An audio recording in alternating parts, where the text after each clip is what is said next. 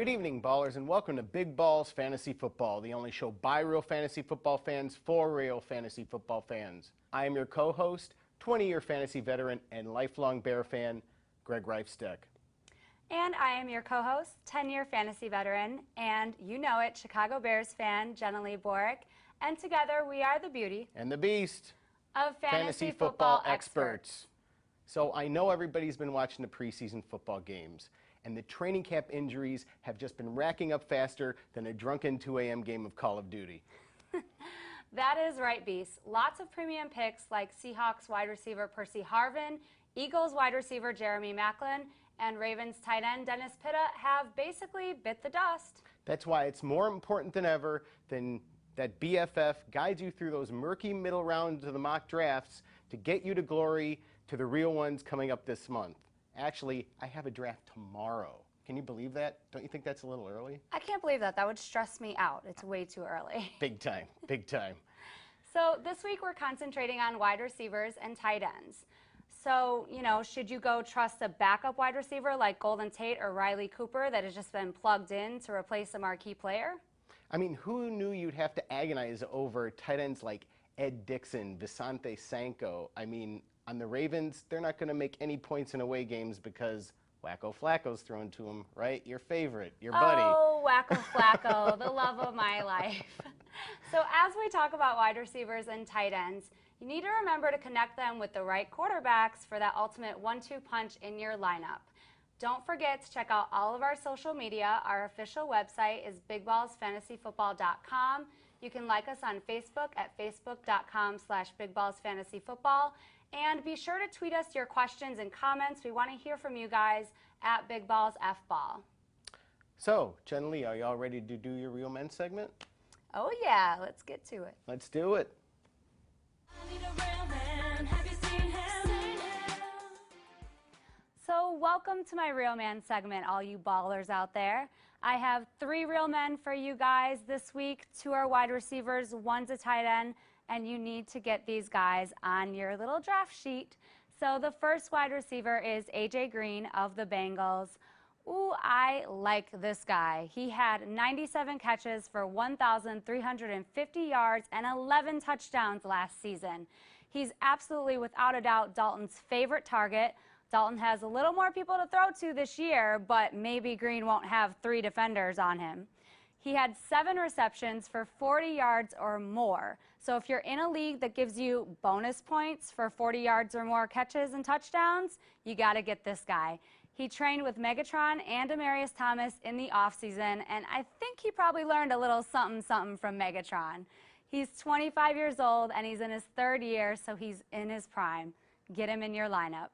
My second real man is tight end Jared Cook. Now, I think he could be a little bit of a steal in your draft, maybe in the middle rounds, because he only had 44 catches for 523 yards and 4 touchdowns last year with the Titans. However, he's with the Rams this year. Camp reports are saying that he's connecting endlessly with Bradford. Also, the Rams don't have all that many people to throw the ball to. Givens was there last year, and they have Tavon Austin, but he's a rookie, and we don't really know how rookies are going to do. He's reuniting with Jeff Fisher, and he's taking over Amendola's place in the slot. So I think he's going to be catching a lot of balls for you guys. My third real man is wide receiver Randall Cobb from Green Bay. Yes, I said Green Bay. It pains me to say Green Bay, but it's not about the team. It's about the players. I'm learning that. He finished in the top 10 wide receivers. He had 80 receptions for 954 yards and 8 touchdowns last year. Now, Coach McCarthy has already confirmed that he's going to have a larger role in the offense, and I believe that because they lost Jennings. He's very Percy Harvin-ish. He had 132 rushing yards and 1,256 return yards with 1 touchdown. So basically, they're just going to give him the ball and tell him to go make magic on the field. He'll be used in the slot a lot, but with Jordy Nelson out on injury, he's also going to get some more outside looks. So he's your guy. Those are my real men for this week, and we're going to throw it back to Greg to take you into beast mode.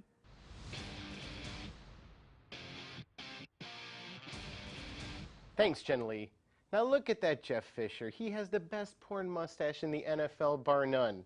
Used to be Bill Cowher, but he's too busy sitting behind a desk now doing commentary. He could have been coaching our Bears. Hello, hello. Anyway, I digress. I'm sorry. Here are your wide receivers and tight ends that ended last season in beast mode that are going to continue to be ravenous for you this season. You're going to have to snatch them up in the middle rounds because they're not going to wait until the end. My first beast mode candidate is wide receiver Anquan Boldin, now on the Niners. This guy just won a Super Bowl, everybody, and we all know that the ball sticks to a Super Bowl ring pretty good, you know? This guy's stoked and ready. He's ready to be the #1 receiver because Crabtree's out, got injured in the offseason. I know everybody says he has a lot of rust. He's getting old. I think he's going to do fantastic. He ended in top form last season, 65 catches last year, 921 yards, 4 touchdowns. I know not a lot of touchdowns, but tons of yards, averaged 95 yards and a touchdown in 4 playoff games. Like I said, playoff games. That's the key. My second candidate is wide receiver Antonio Brown of the Steelers. And I know he started off slow last season, but with Wallace off to MIAing in MIA, so to speak, he is Big Ben's go-to guy. Big Ben is going to ride this guy harder than he rides his Harley in the offseason because Brown has something to prove because of his slow start last season. He ended last season strong, 66 receptions, 787 yards. He scored 3 more touchdowns than the pitiful season the year before where he only had 2. He had 5. I predict he's going to do 8. You heard it here first from the Beast. My third candidate is tight end Greg Olsen of the Panthers. Now, he finally shook off his slow career start in Chicago where a lackluster coaching staff didn't do him any good. Now, I have to digress here for a moment away from Greg. I have a bone to pick with our former offensive coordinator, Ron Turner. Thanks for running our team into the ground when we first got Jay Cutler and Olsen. Enjoy your head coaching stint at FIU. What does that stand for? The Florida International University Panthers? Get eaten by an alligator, goddammit. I'm telling you. Do not show your face around Chicago. You're not getting a free beer anywhere. Anyway, sorry about that. Have to get it out of my system. Got sweetness on my chest here. Olsen finally had his breakthrough season last year in 2012. He has this on-field bromance now with quarterback Cam Newton. He caught 69 passes for 843 yards and 5 touchdowns. That's 300 more yards and 24 more receptions for you PPR people out there. He was targeted 104 times last season. That gives him the 6th most fantasy points among all tight ends. He's going to go early. I took him early in my mock draft that I did today, preparing for my draft tomorrow. You got to take him. So, now we're going to take a short break, and when we come back, we are going to have our guest and resident risk taker, Kash Khan. He's going to be Skyping in from Texas with his Gambles of the Week. Picks that are unorthodox and you won't expect. Stay tuned.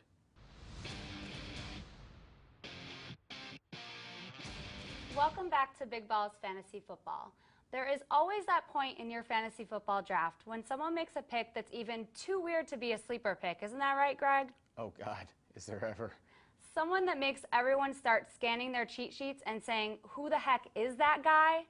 So joining us this week in the Big Balls Fantasy Football Fan Cave from Texas is our Lone Star correspondent.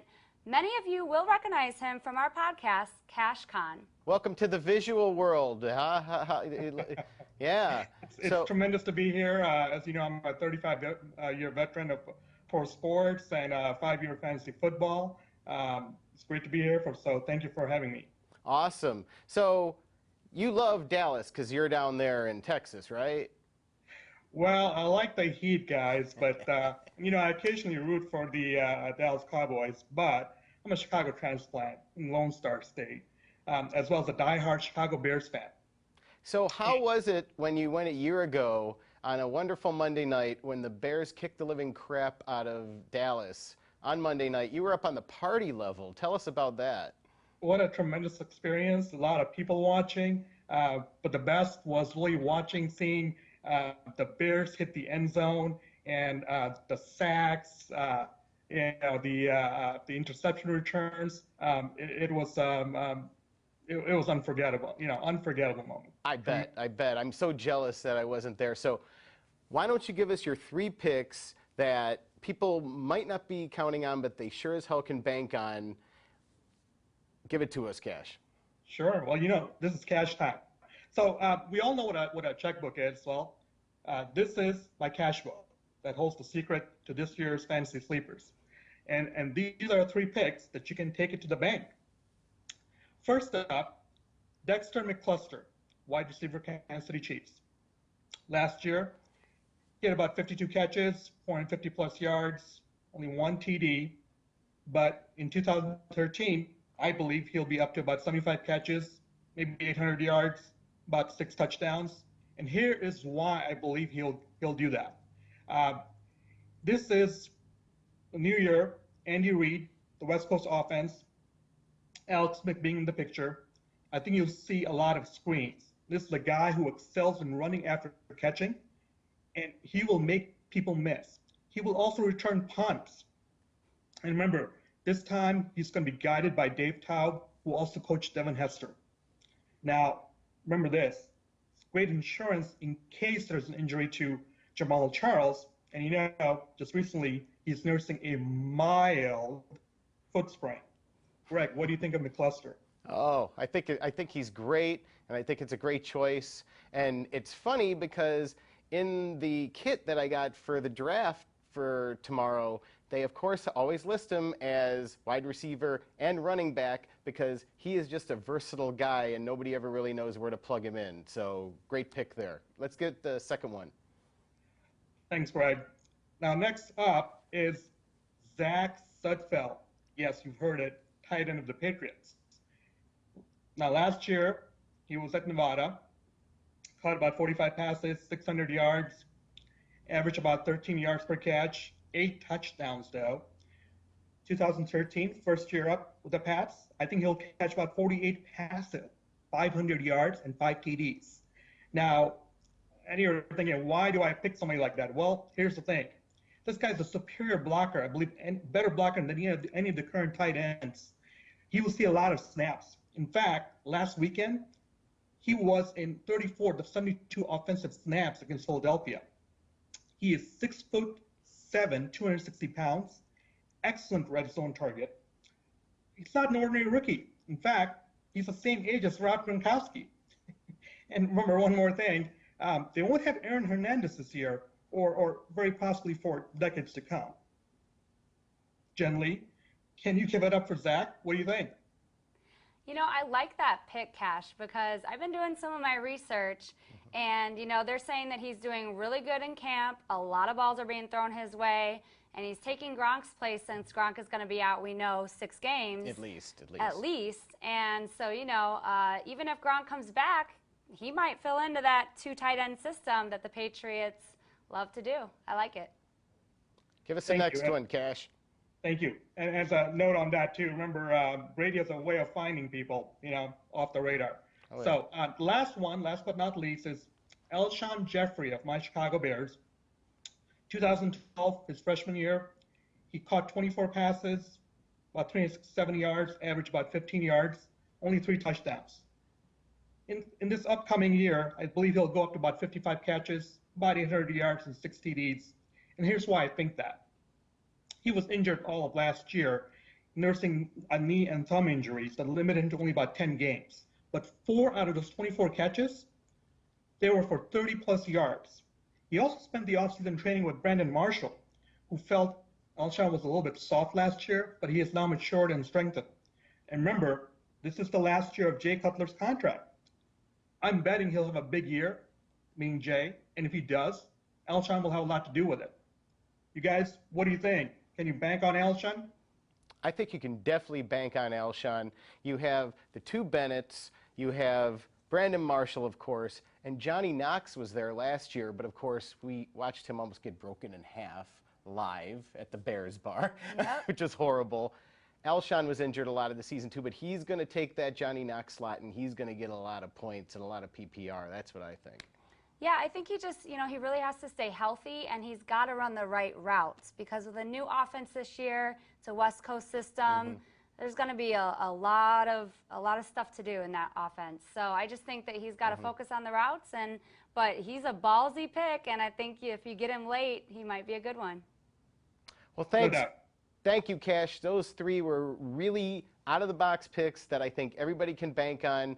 you got to come back in a few weeks to give us your picks for the draft roundup. So we'll have even more picks that will kind of be lower in the draft, but that people can definitely get some points out of. You going to come back for us?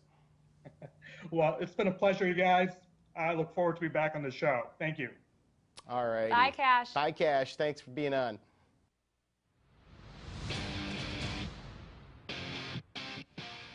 Hey guys, welcome back to Big Balls Fantasy Football. Right now, we are going to have the Balls Challenge, a verbal throwdown mixed martial arts challenge with our mouths, with some one-on-one debates about what's going on with the coaching situation this year. Okay, guys, so there are 3 phrases that coaches always throw out that scare the crap out of fantasy owners. Quarterback carousel. Oh, don't even lay that on me. I got one for you. Running back by committee. Oh, nightmare. No. I have the worst one of all. Spreading the ball around to all the receivers. Oh, Jesus. Talk about no That's points. the worst week ever. Talk about no points. No points. That's the Aaron Rodgers week. Well, okay, everybody.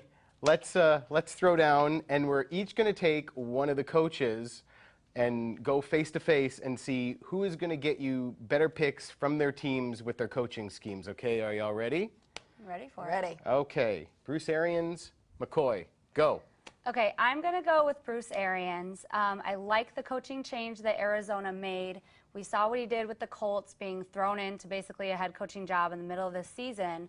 But from a fantasy perspective, I don't know. I'm just not totally convinced. That division is a tough one. I like Arizona's defense. I think they're going to be good. They were really good last year. And I like Larry Fitzgerald, which a lot of people are going to forget about because he's been non-existent. But he didn't have a quarterback last year. So he's going to exist this year. But those are pretty like the only 2 people fantasy-wise that I would take because everyone else, we'll have to see. All right. Mike McCoy, obviously with the Chargers, my Chargers here, is a welcome change from me that we finally got rid of Norv Turner. Obviously, we know that he came from the Broncos. He spent 2008 to 2012 there, and he helped revamp their offensive line. He helped Kyle Orton post career highs in pretty much virtually every passing category. And when Tebow came along, he helped adjust the line and help him there with everything else. And obviously, we see how that happened with midseason. They came through and made it to playoffs. I mean, he's known for adjusting talent where need be, not just pushing people over to where he doesn't think they're really going to fit. And the Chargers desperately need to revamp their offensive line. I mean, he's shuffled everyone around. I mean, only keeping like 1 or 2 people actually in their same place. I mean, last year, Rivers had 15 interceptions, 4 of which went into being touchdowns, and we just can't have that happening. And I know that he's really going hard with working with Rivers and trying to make better communications with the players. And I mean, God, we have been out of playoffs the past 3 years. We had a 7-9 record last year. I mean, anything's got to be coming better than this. Now, sorry to interrupt, but can he like miraculously lay his hands on Ryan Matthews and make him not get hurt during the season? That is going to be a miracle. Keeping everyone not injured on the Chargers is a really big issue. And are you going to take Rivers as your fantasy quarterback? Do you trust it? I know, right? I have had him in the past, so we'll see what I do this year. Fumbles Rivers? Yeah, well, I had him in 08, so it was still pretty good. Okay, Greg and Smash, it's your guys' turn. So, all right. Greg, you're taking Chip Kelly of the Eagles, and Right. Smash, you're taking Doug Marrone of the Buffalo Bills. Well, I'm going to take Chip Kelly, and I know it's as personal to both of us because we're both Oregon fans. Go Ducks! Go Ducks. My folks retired there. I adopted them as my college team, even though I'm from Illinois. And I love Chip Kelly. But, of course, we know he ran for the hills when stuff got bad there with sanctions and problems and violations. So he runs off to Philly. I think, though, he's going to be a good fit there because he has the right kind of arsenal. He likes running this loose, quick offense. He has Michael Vick, the best runner in the league, bar none, as long as he stays well. But if he doesn't, then at least he has Nick Foles, and he's used to having to deal with that on Oregon where a running quarterback gets injured and he's had to just go with a dip and dunk long pass guy, which is Foles. And he proved himself the last few seasons in doing that. Also, I mean, you have all kinds of other people. Of course, you have Deshaun Jackson, you have Cooper, you have Avant. You have Selleck at tight end. He's going to be running all kinds of weird schemes. He's not going to be playing classical music in the practice tent, as we know, having college kids, you know, fall under his spell. But one thing's for sure, and Jenilee can attest to this because we watched him on preseason, he has a big old puffy face now. He's been eating a lot of cheesesteaks. Oh, the Philly And cheesesteaks. he's stressed. He's stressed over all this new stress. This isn't college where he's admired by all the young college kids. The pros are, he's having trouble having the pros look up to him, I think. I was going to say, will he make it through the season without a heart attack? Like, is that going to happen the whole season? Andy Reid did, so can he, right? I think the pressure is definitely on for both of these coaches, for Kelly and for Maroney, because both of them coming from college, and Maroney coming from Syracuse. And a lot of people were surprised at this pick at first because they don't see his record at Syracuse being that great, but considering where he came from and what he built it up to, it actually was quite decent. I mean, the Bills have been out of playoffs. They haven't made it since 1999. So, I mean, right now, anything's got to be better from their past few seasons. This is the team in major, major transitions. So, you know, he comes with a very strong offensive pedigree. So he's, you know, going to really be working on that. I'm going to find it interesting what's going to do here with, you have two quarterbacks. You've got a veteran and you've got the, you know, the rookie that they just came off. And rookies, a lot of the times, especially when they go in the first round, which was the first time ever with the Bills to do this, that they don't usually sit on the bench. Right. You know, so I mean, other they jump around maybe if they do, and it's going to be going young versus old. The Bills have a very young team. I mean, for the most part, Cobb is 29, and you know Manuel's coming in. I think they said 24. And they went way down in the draft. Remember we were watching it? They went way down in the draft to get him. He has the coach has a relationship with him from college. So I mean, it was an odd pick. Hopefully he can make it work for him. And give something out there and get some fantasy points, whatnot. I mean, their season, I guess, at the end of last year, 6-10. So I mean, that was the best season they've had in a while. So I mean, they're just hoping if they, can get up to 7-9, that will be a stepping stone in the right direction. I mean, definitely a rebuilding year for the Bills. And fantasy, it doesn't matter how crappy the team is. Right. It's individual players. So you can have players on a crappy team and they get you fantasy points. Yep. C.J. Spiller. Anyway. All right. Now down to you two, guys. All right. Who we taking? All right. Andy Reid of the Chiefs, since we just were talking about it, versus both of your guys is the Mark Trestman with the Bears. All right. I like Andy Reid. I know I've been on the Andy Reid train a little bit, this preseason, but it's like, in life sometimes you just need a change, and I think he just needed a change. He just needed a fresh start. So I like the tools he has to use there, and I know I keep harping on the division stuff, but it is like a lot about the division. That's 6 games of your season. So the Raiders are the Raiders. They're probably pretty much going to suck. The Chargers are iffy because you guys are having injury problems already.